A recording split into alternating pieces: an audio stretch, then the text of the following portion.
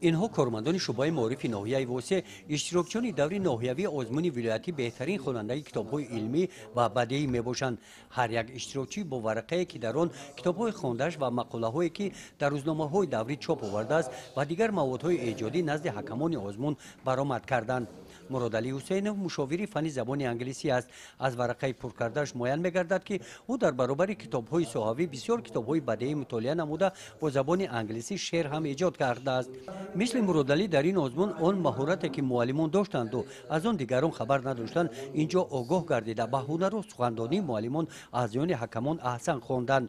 آزمون مذکور در حاشیه آزمون‌های جمهوریوی فروغ صبح دانای کتاب است. تاجیکان آینه تاریخ ملت علم فروغ معرفت از جانب ریاست معارف ولایت خطلان راه اندازی گردیده. طور از میان حکمان گفتند در سمت بلند برداشتن سویه دانش آموزگاران از منفیت خالی نیست. این آزمونی که از طرف سیاستمدار ورزیده فرزند بارمند خلق تاجی پیشوای موعظه ملت امام علی رحمان اعلان شد، یک تکان جدی در تفکر ذهنی نسل جوان ما و نسل کلانسال ما با وجود آورد. کتابخانه هایی که تهی از خواننده بودند امروز پر از خواننده شدند.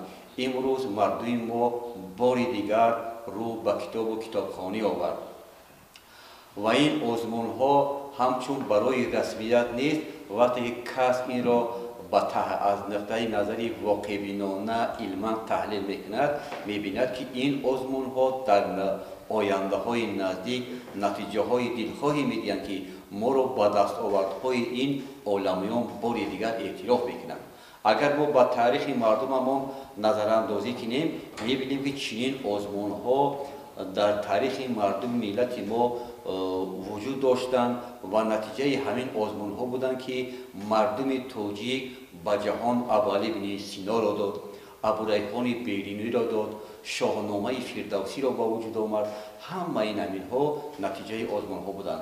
مثلا میگیریم در عصر 17 در عصر 15 و 17 در هرات یک دایره وسیع فرهنگی و علمی با راهبری عبدالرحمن جامی ارزی وجود کرده بود و من همین جرد خواند آزمون ها می شدن به واسطه عبدالرحمن جامی به این آزمون ها راهبری میکرد و نتیجه یعنی همین آزمون های سخنوری و سخندانی و سخنسنجی بود که در یک مدت کوتاه تاریخ در همین دایره ادبی شاعران بزرگ شاعران نویسندگان و عالمان بزرگ به مانند علی کشچی، شاعر غزلسرای بدرالدین هلالی، حسین واعظی کاشفی و دیگران با میدان آمدند و امروز در ادبیات تاجیک را با جهانیان معرفی میکنند و همین نتیجه همان آزمون‌های همان دوره بودند و میسازد که و گفته میتوانیم با کامل باوری که در یک چند سال بعد